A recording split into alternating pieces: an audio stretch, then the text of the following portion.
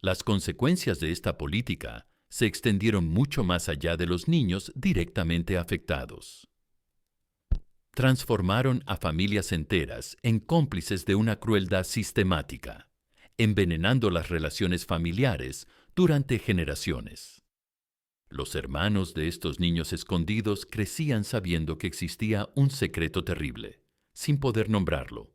Muchos desarrollaron culpa por haber nacido normales, mientras sus hermanos eran castigados por ser. La trágica suerte de niños reales nacidos. Con síndrome de Down, en una torre olvidada del Palacio Hofburg de Viena, un niño de 7 años despierta cada amanecer sin saber su nombre. Las paredes de piedra filtran una luz dorada que nunca toca su rostro, porque las ventanas están demasiado altas. Sus ojos, ligeramente rasgados, brillan con una dulzura que nadie ve. Sus manos pequeñas, con dedos cortos y regordetes, buscan juguetes que nunca llegan. No sabe que es príncipe. No sabe que es Habsburgo. No sabe que su sangre real corre por las mismas venas que construyeron un imperio.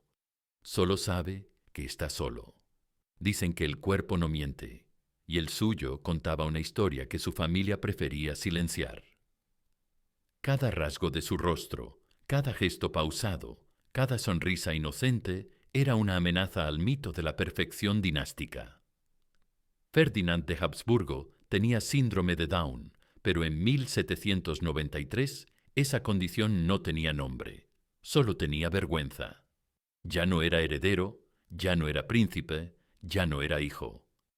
Solo era un secreto viviente, encerrado en una habitación donde el tiempo se detuvo el día que nació diferente. Este niño no fue el único. En todas las cortes de Europa, desde Londres hasta San Petersburgo, nacían pequeños que compartían esa misma mirada tierna y esos mismos rasgos distintivos. Princes y princesas a los que sus propias familias borraron de la historia, no con cuchillos, sino con silencio. Niños cuyo único crimen fue nacer con una diferencia que sus padres no podían tolerar. Esta es la historia de los olvidados de la realeza, de los pequeños que deberían haber sido amados, pero fueron escondidos, de los niños que demostraron que la sangre azul produce la misma hermosa variación que cualquier familia campesina. Para entender cómo llegaron estos niños a vivir en torres, conventos y manicomios, hay que volver a los salones dorados donde nacieron. En las cortes europeas de los siglos XV al XX, un hijo era una declaración política, un símbolo de poder, una prueba viviente del derecho divino de gobernar. Los monarcas proclamaban que su sangre los hacía superiores, más perfectos que los súbditos comunes. Cada retrato real exaltaba la perfección física. Cada ceremonia celebraba la magnificencia dinástica, y entonces nacía un niño diferente. En 1734, en el Palacio da Ajuda de Lisboa, la infanta María Francisca de Portugal nació con ojos oblicuos, puente nasal aplanado, manos con una sola línea palmar. Los médicos escribieron en latín, como si el idioma muerto pudiera enterrar la realidad. Sus padres enfrentaron una decisión brutal, reconocer que su sangre divina había producido una niña con discapacidad, o hacer que desapareciera de la historia. María Francisca fue trasladada al convento de São Bento para educación religiosa especial. Durante 11 años vivió entre monjas que habían jurado silencio. Murió en 1745, a los 11 años, sin que el pueblo portugués supiera que había existido. La práctica de ocultar a los niños reales con síndrome de Down se extendió por toda Europa como una epidemia de vergüenza. Cada dinastía desarrolló sus propios métodos, pero el objetivo era siempre el mismo: hacer desaparecer la evidencia de que la perfección real era un mito. En Versalles, durante el reinado de Luis XV, nació un niño cuyo nombre jamás apareció en documento alguno. Los registros hablan de un príncipe fallecido en el parto, pero las parteras susurraban otra verdad. Había vivido 3 años en las habitaciones de servicio. Su cuerpo no le pertenecía desde el momento en que respiró. Pertenecía a la imagen de Francia. En el Imperio ruso, los Romanov desarrollaron desapariciones médicas, donde los niños eran declarados muertos al nacer, pero trasladados a monasterios remotos en Siberia. Una gran duquesa sin nombre vivió 16 años en el monasterio de la Santa Trinidad, a 1000 kilómetros de San Petersburgo. En España, Carlos III mandó construir las habitaciones del silencio en Aranjuez. Allí vivió 12 años un infante cuyo nombre fue borrado incluso de los registros privados. Cuando murió en 1788, fue enterrado bajo un rosal que aún florece cada primavera. En 1905, en Wood Farm, Norfolk, nació John Charles Francis, quinto hijo del futuro rey Jorge V. Los médicos identificaron inmediatamente los rasgos del síndrome de Down. John tenía algo que otros niños escondidos no habían tenido: padres que inicialmente no quisieron renunciar a él completamente. Durante los primeros años vivió en el palacio como cualquier príncipe. En 1909, a los 4 años, John fue trasladado permanentemente a Wood Farm, oficialmente para recuperarse de problemas de salud, en realidad para desaparecer antes de que su condición se volviera evidente. Su instructora, Charlotte Bill, escribió que John era el niño más dulce y cariñoso, con memoria extraordinaria para canciones y risa que podía iluminar cualquier habitación. Pero esa luz no debía brillar en público. Cuando estalló la Primera Guerra Mundial, sus hermanos se convirtieron en héroes militares. John siguió en Wood Farm, esperando visitas cada vez menos frecuentes. El 18 de enero de 1919, John murió de un ataque epiléptico. Tenía 13 años. Su funeral fue privado, sin honores militares, sin multitudes en luto. John había vivido más que la mayoría de estos niños escondidos. En los archivos secretos de la corte de los Habsburgo hay referencias codificadas a nacimientos problemáticos. Entre 1750 y 1850, 12 casos fueron documentados como niños con características orientales o desarrollo retardado compatible con sangre impura. En 1793, Ferdinand vivió 7 años en una torre del Hofburg. 7 años mirando por ventanas demasiado altas, jugando con sombras, esperando que alguien subiera las escaleras. Una cocinera recordaría que preparaba comidas especiales para el niño de la torre, que subían cada día, pero bajaban intactas. Su muerte en 1800 fue registrada como fiebre cerebral. En realidad, murió de neumonía sin tratamiento, porque un médico real no podía bajar a curar a un niño que oficialmente no existía. Su cuerpo fue enterrado en una cripta sin marcas. Cuando los restauradores renovaron el área en 1960, encontraron un pequeño esqueleto junto a un juguete de madera tallado a mano. Ese juguete se conserva ahora en los archivos del palacio, sin etiqueta, sin explicación. Es el único vestigio de que Ferdinand existió y fue amado, a pesar de todo. Los registros médicos revelan un patrón escalofriante en el tratamiento de estos nacimientos problemáticos. Las parteras reales recibían instrucciones específicas sobre cómo identificar signos de degeneración y cómo proceder cuando aparecían. Un documento del Archivo Secreto Vaticano de 1456 describe las súplicas de confesión de una partera real francesa. Ella admitía haber facilitado el tránsito celestial de 6 niños reales, nacidos con señales de imperfección divina. Las familias preferían que murieran por causas naturales. Su cuerpo no les pertenecía ni siquiera el derecho a vivir. En otros casos, desarrollaron sistemas de muerte lenta a través del abandono médico sistemático. Los niños eran deliberadamente mal alimentados, mantenidos en habitaciones frías, privados de atención médica. Un documento danés de 1634 describe las instrucciones del rey Cristian IV. Que sea alimentado solo con leche aguada, que no reciba calor en invierno, que no se le proporcionen medicinas, que la naturaleza siga su curso sin interferencia humana. Ese niño murió a los 8 meses. Su muerte fue registrada como constitución débil natural. La realidad era asesinato lento por un sistema que prefería su muerte a su reconocimiento. No todos estos niños murieron en el anonimato.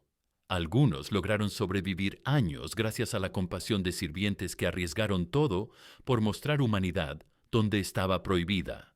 En el Palacio Real de Estocolmo, entre 1688 y 1702, vivió una princesa cuyo nombre fue borrado de los registros oficiales, pero que sobrevive en las memorias de una dama de compañía llamada Astrid Lindgren.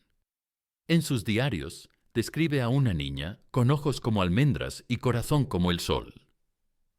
La princesa sin nombre había aprendido a bordar, cantar y cuidar un jardín secreto en el ático del palacio. Durante 14 años, Astrid fue su única maestra, amiga y ventana al mundo exterior. En Francia, durante el reinado de Luis el XIV, una hija ilegítima del rey vivió 20 años en las habitaciones de servicio, cuidada por una red secreta llamada Les Anges Gardiens. Esta red incluía cocineras, jardineros, músicos y un capellán que le daban la vida que su sangre real le negaba. La niña, conocida como Mademoiselle Soleil por su sonrisa constante, desarrolló una comprensión profunda de la naturaleza y memoria extraordinaria para melodías. Cuando murió en 1691, más de 50 sirvientes asistieron en secreto a su funeral clandestino en los jardines de Versalles. La ironía más cruel de esta historia es que las familias que proclamaban superioridad genética estaban demostrando, con cada nacimiento de un niño con síndrome de Down, que su sangre producía exactamente la misma variación natural que cualquier familia campesina. El síndrome de Down no distingue entre reyes y plebeyos. Es una condición genética que puede aparecer en cualquier embarazo, sin importar el linaje. Las tasas de aparición han sido históricamente consistentes a través de todas las clases sociales. Pero esta verdad científica era exactamente lo que las monarquías europeas no podían tolerar. Durante siglos, estas familias habían construido su legitimidad política sobre la mentira de la sangre divina. Aseguraban que Dios los había elegido porque eran genéticamente superiores. Cada ceremonia real reforzaba esta mitología. Estos niños no eran vergüenza porque fueran menos valiosos como seres humanos. Eran vergüenza porque revelaban la mentira fundamental del sistema monárquico. Su existencia proclamaba que todos los seres humanos comparten la misma dignidad básica. En las familias campesinas, cuando nacía un niño con síndrome de Down, era recibido con amor. Se convertía en el niño especial, protegido por su dulzura natural. Las comunidades rurales entendían que estos niños traían bendición. Pero en los palacios, estos niños se convertían en pruebas vivientes de que los reyes eran tan ordinarios como cualquier otro. Las consecuencias de esta política de ocultamiento se extendieron mucho más allá de los niños directamente afectados. Transformaron a familias enteras en cómplices de una crueldad sistemática, envenenando las relaciones familiares durante generaciones. Los hermanos de estos niños escondidos crecían sabiendo que existía un secreto terrible en sus familias, pero sin poder nombrarlo ni procesarlo. Muchos desarrollaron sentimientos de culpa por haber nacido normales, mientras sus hermanos eran castigados por ser diferentes. En las memorias privadas del futuro, Jorge VI de Inglaterra, encontramos referencias crípticas a la sombra de Johnny, que persiguió a la familia real durante décadas. Jorge escribía sobre pesadillas recurrentes donde veía a su hermano John gritando desde una ventana inalcanzable, y sobre la culpa que sentía cada vez que aparecía en público, sabiendo que John nunca podría hacerlo. Las madres de estos niños sufrían traumas psicológicos devastadores. Eran forzadas a fingir duelo por hijos que seguían vivos o a actuar como si nunca hubieran existido. Muchas desarrollaron depresiones severas, trastornos de ansiedad y relaciones distorsionadas con sus otros hijos. La reina Mary de Inglaterra nunca volvió a Wood Farm después de dejar allí a John en 1909. No pudo soportar ver el lugar donde había abandonado a su hijo. En sus últimos años, según registros médicos privados, sufría alucinaciones donde escuchaba la risa de John resonando por los pasillos del Palacio de Buckingham. Los sirvientes que cuidaban a estos niños también pagaban un precio emocional terrible. Estaban obligados a amar y cuidar en secreto, sabiendo que cualquier palabra equivocada podría costarles no solo sus empleos, sino sus vidas. Muchos desarrollaron relaciones paterno-filiales profundas con estos niños, solo para ser forzados a presenciar su deterioro y muerte, sin poder hacer nada para cambiar su destino. Charlotte Beale, la cuidadora de John, escribió en sus memorias que nunca se recuperó de su muerte. Era como si me hubieran arrancado el corazón, registró. Pero nadie podía saber que estaba de duelo, porque oficialmente él no había significado nada para nadie. El sistema de silencio creaba víctimas en círculos concéntricos, extendiendo el daño mucho más allá de los niños directamente afectados. Siglos después, cuando finalmente empezamos a entender el síndrome de Down como una variación genética natural, cuando comenzamos a valorar la neurodiversidad y a reconocer la dignidad inherente de todas las personas, la historia de estos niños reales olvidados adquiere una dimensión aún más trágica. Hoy sabemos que las personas con síndrome de Down aportan perspectivas únicas, alegría genuina y formas diferentes pero valiosas de entender el mundo. Sabemos que con apoyo adecuado pueden aprender, trabajar, formar relaciones significativas y contribuir de maneras importantes a sus comunidades. Imaginen qué diferente habría sido la historia si estos niños reales hubieran sido valorados en lugar de escondidos. Si sus perspectivas únicas hubieran sido incluidas en las decisiones familiares. Si su presencia hubiera humanizado las cortes europeas, recordando a todos que el poder debe servir a la compasión, no al revés. Ferdinand de Habsburgo podría haber sido el príncipe que enseñó a su familia que la verdadera nobleza no viene del linaje, sino del carácter. María Francisca de Portugal podría haber mostrado que la sabiduría real no se mide en inteligencia académica, sino en capacidad de amar incondicionalmente. John de Inglaterra podría haber demostrado que un príncipe verdadero es aquel que abraza a los marginados, no el que los margina. Pero estas posibilidades fueron sacrificadas en el altar de la vanidad dinástica. Sus voces fueron silenciadas antes de que pudieran hablar. Sus contribuciones fueron negadas antes de que pudieran darlas. Su humanidad fue rechazada porque no encajaba en los moldes estrechos de la perfección real. Y aún hoy, en pleno siglo XXI, cuando familias alrededor del mundo enfrentan decisiones sobre continuar embarazos después de diagnósticos prenatales, cuando sociedades debaten sobre inclusión versus segregación, cuando sistemas educativos luchan con la neurodiversidad, los ecos de esas torres medievales siguen resonando. La pregunta que estos niños olvidados nos plantean no ha perdido relevancia. ¿Cuánto hemos realmente avanzado en la aceptación de la diferencia? ¿Seguimos de formas más sutiles, ocultando o eliminando a quienes no encajan en nuestros ideales de perfección? En los archivos de los palacios europeos todavía quedan documentos por descubrir. Registros codificados, memorias privadas, cartas nunca enviadas que podrían revelar más historias de estos niños perdidos. Cada pocos años, restauradores encuentran evidencias nuevas. Un juguete escondido en una pared, un retrato pintado sobre otro retrato, una habitación secreta diseñada para alguien que nunca debía ser visto. En 2003, durante renovaciones en el Palacio Real de Madrid, los trabajadores descubrieron una pequeña habitación detrás de la biblioteca principal. La habitación contenía una cama infantil, libros de cuentos en varios idiomas y juguetes que databan del siglo XVIII. En una pared, alguien había grabado con cuidado: "Aquí vivió un ángel que mereció amor". No hay registros oficiales de quién ocupó esa habitación. No hay nombres en documentos. No hay explicaciones en archivos. Solo la evidencia física de que un niño vivió allí, fue amado por alguien y fue recordado con ternura por quien grabó esas palabras.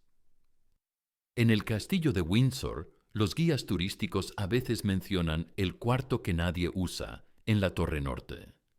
Es una habitación que permanece cerrada al público, oficialmente por razones de conservación. Pero los empleados del castillo saben que contiene una colección de objetos infantiles que datan de principios del siglo XX y que durante las noches de invierno, cuando el viento sopla fuerte, se puede escuchar algo que suena como risa de niño emanando de esa habitación. No son fantasmas, son memorias. Son los ecos de vidas que fueron vividas en secreto, amadas en silencio y recordadas por quienes no pudieron salvarlas, pero se negaron a olvidarlas. Estos niños siguen esperando, esperando que sus historias sean contadas, esperando que sus vidas sean reconocidas, esperando que el mundo entienda que fueron víctimas no de sus propias limitaciones, sino de la limitación de visión de quienes los rodeaban. Esperando que alguien pronuncie sus nombres, aunque esos nombres hayan sido borrados de todos los registros oficiales. Ferdinand de Habsburgo, María Francisca de Portugal, John de Inglaterra, la Gran Duquesa sin nombre de Rusia, Mademoiselle Soleil de Francia, la Princesa sin nombre de Suecia, y cientos más cuyos nombres nunca conoceremos, pero cuyas vidas merecen ser recordadas.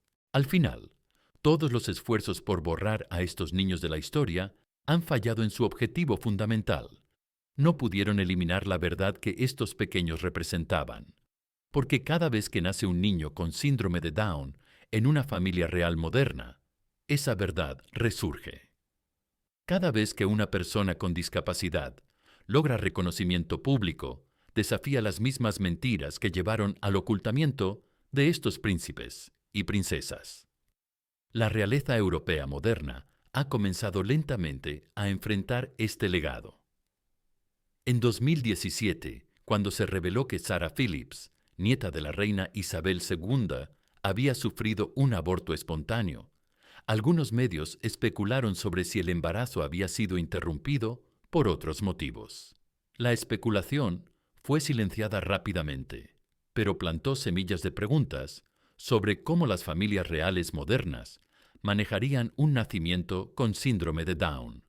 La respuesta llegó indirectamente en 2021, cuando el príncipe William y Catherine anunciaron públicamente su apoyo a organizaciones que trabajan con personas con discapacidades del desarrollo.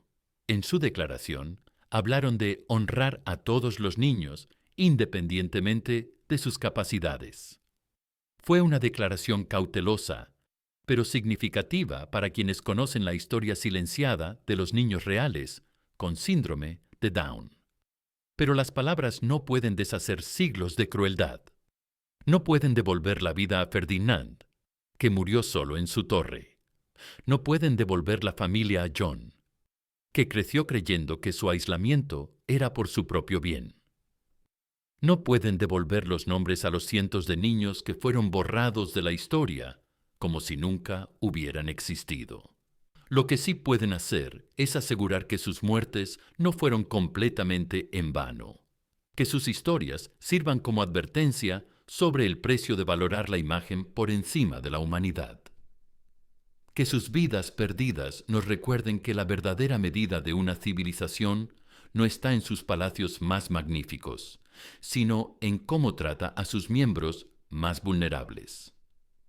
Estos niños no fueron menos reales por haber sido escondidos. No fueron menos valiosos por haber sido rechazados. No fueron menos humanos por haber sido diferentes. Fueron príncipes y princesas en el sentido más verdadero. Seres humanos que merecían amor, respeto y dignidad, sin importar sus capacidades o limitaciones. Y aunque sus familias no pudieron verlo entonces, aunque las cortes no pudieron aceptarlo, aunque la historia oficial los borró, ellos portaban en sus cromosomas extra la misma realeza que cualquier otro hijo de rey. La realeza del espíritu humano, la nobleza de la inocencia, la dignidad que no puede ser otorgada por ningún título ni arrebatada por ninguna vergüenza.